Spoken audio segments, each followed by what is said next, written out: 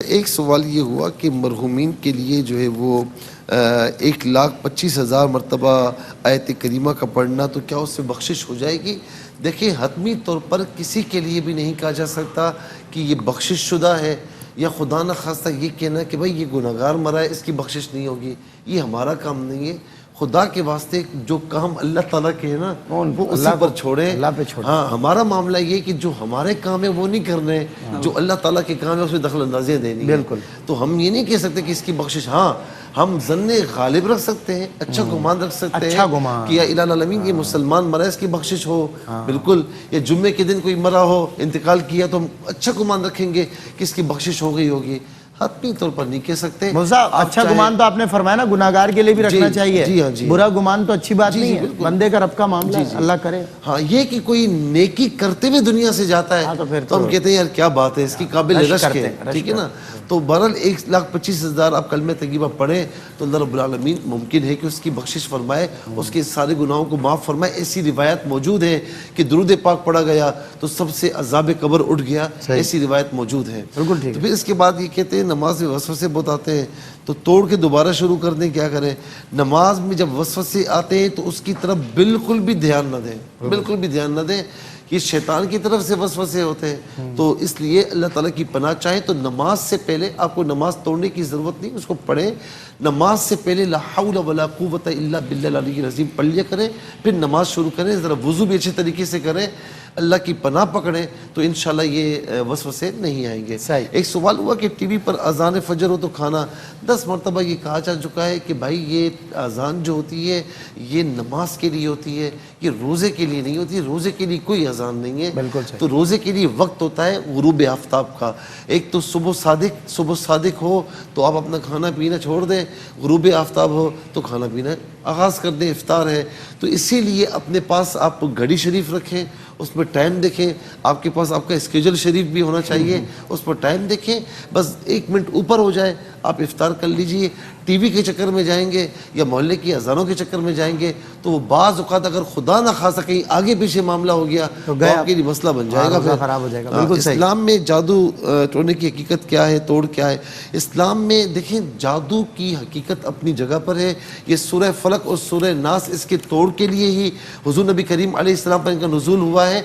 بات یہ ہے کہ جادو ہر کسی پر نہیں ہوتا، میں نے ایسے سست آدمی دیکھے کچھ بھی نہیں کرنا، نہ پڑھنا نہ لکھنا، نہ جادو ہوا ہے، جادو ہوا ہے بھائی، ہل نہیں رہا ہوں میں، اور ہاں ہل نہیں رہا، ہاں ہل نہیں پا رہا، اور جادو بھی ابھی نہیں ہوا ہے، 20 سال سے جادو ہے، 20 سال سے میں ہلتا ہی نہیں، کچھ کر ہی نہیں پا رہا ہوں۔ یہ ساری سستی ہے، بلکہ میں کہوں گا کہ یہ جو ہے نا وہ ہڈ حرامی کی نا نت نہیں، مطلب یہ گھر بیٹھے رہنا ہے اور کچھ مطلب حرام کا کھانا ہے، کچھ بھی نہیں کرنا۔ یار جادو ٹوٹے تو مال آئے، نوکری نہیں کرنی، کام نہیں کرنا، بزنس نہیں کرنا، بس وہ جادو ہوا ہے۔ او بھائی میرے سستی ختم کرو اور میدان عمل میں آؤ، کام کرو۔ اچھا اب میں یہاں پر یہ کہوں گا کہ بعض اوقات ہو بھی جاتا ہے، وہ کس طرح محسوس ہوگا؟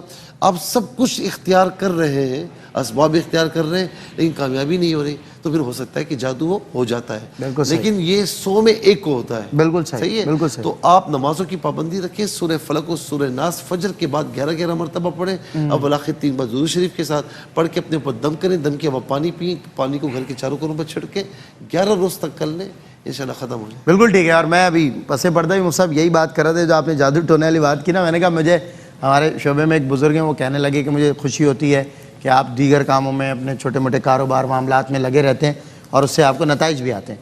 تو میں نے کہا لیکن مجھے دکھ ہوتا ہے کہ آپ ان کاموں میں نہیں لگے رہتے، تو انہوں نے کہا کہ وہ تو یہ تو ساری نصیب کی بات ہے۔ میں نے کہا نصیب کی بات نہیں ہے، اللہ تعالیٰ اس قوم کی حالت نہیں بدلتا جو اپنی حالت بدلنا نہیں چاہتی۔ تو بہرحال اللہ نے ہاتھ پیر دیے ہیں، شعور دیا ہے، محنت کیجئے، کوشش کیجئے، اللہ تعالیٰ آپ کو بھی 2 جہان کی برکتوں سے مالا مال کرے۔ اچھا ایک سوال یہ ہوا کہ سود سے کیسے بچا جائے؟ میں مبارکباد پیش کرتا ہوں بھائی کو کہ انہوں نے یہ سوال کیا کہ سود سے کیسے بچا جائے۔ توبہ کی طرف آ رہے ہیں، ویلکم کریں گے۔ ہاں لوگ تو ہمارے پاس آتے ہیں کہ اس سے کوئی راستہ نہیں ہے، کوئی راستہ نہیں ہے جو ہمیں بتایا جائے۔ دوسرا مصعب کوئی توبہ کی طرف آ رہا ہے اسے ہم ویلکم کریں، ہم کیا کرتے ہیں کہ 900 چوہے کھا کے بھی نہیں بھائی ویلکم کریں اس کو، ماتھا چھوئیں۔ میں بہت زیادہ اپریشیٹ کرتا ہوں کہ جو یہ کہے کہ گناہوں سے کیسے بچوں، سود کے کیسے بچوں، سود سے کیسے بچوں، آج کل کہتا کون ہے؟ صحیح بات۔ تو میرے بھائی اللہ رب العالمین آپ کو بچائے گا بالکل۔ ایک تو یہ کہ اپنے مسلمان بھائیوں کو نفع دینے کا سوچیں کہ میری ذات سے ان کو نفع ہو. آپ نہ سود دیں گے نہ لیں گے, پھر اللہ کیسی برکت دے گا یہ بھی بتائیں. اچھا دوسری چیز کبھی بھی سود کا لین دین کا خدا نہ خاصا دل کرتا ہے نا, تو آپ لوگوں کو قرض دیں, اس سے قصر نفسی بھی ہوگی, اور جب پیسہ نکلے گا نا قرض کی صورت میں تو پھر انشاءاللہ آپ کا دل جو ہے وہ سود کی طرف نہیں جائے گا. کیوں کہ سود جو ہے وہ لوگوں کو تکلیف دیتا ہے,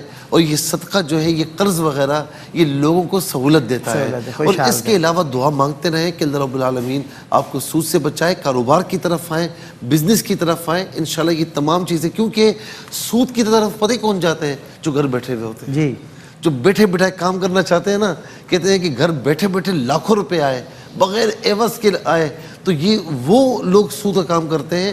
تو آپ اگر ایکٹیو رہیں گے, اپنے کاموں میں رہیں گے, بزنس میں رہیں گے, تو انشاءاللہ سود کی طرف بالکل بھی نہیں جائیں گے. اور سب سے مین چیز دعا کرتے رہیں.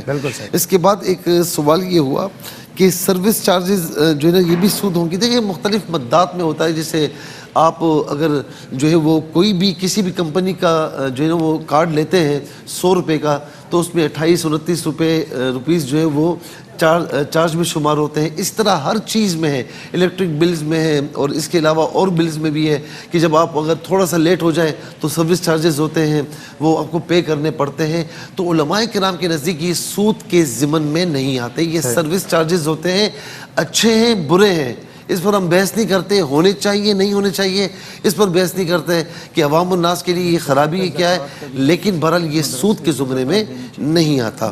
اچھا ایک سوال یہ ہوا کہ ایک رکعت جو ہے وہ سورج طلوع ہونے سے پہلے پڑھی, اور جب دوسری رکعت آئی تو سورج طلوع ہو گیا.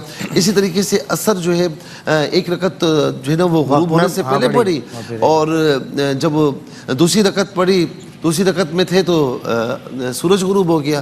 میرے بھائی تھوڑا سا نا اپنی عادت بنائی ہوئی ہے. ہاں ایک تو یہ کہ یہ عادت ختم کریں. ویسے بھی عصر کے آخری 20 منٹ تو نماز جائز نہیں ہوتی. خدا نخواستہ آپ نے اس دن کے عصر کی جو ہے وہ نہیں پڑھی تو پھر آپ جو ہے نا پڑھ لیں, اس کی عادت نہ بنائیں. لیکن دونوں صورتیں جو آپ نے بیان کی ہے نا, احتیاطاً اس میں ہے کلام کافی زیادہ ہے, لیکن احتیاطاً آپ لوٹا لیجیے گا. جو بھی نماز آپ اس طرح پڑھیں لوٹا لیجیے گا.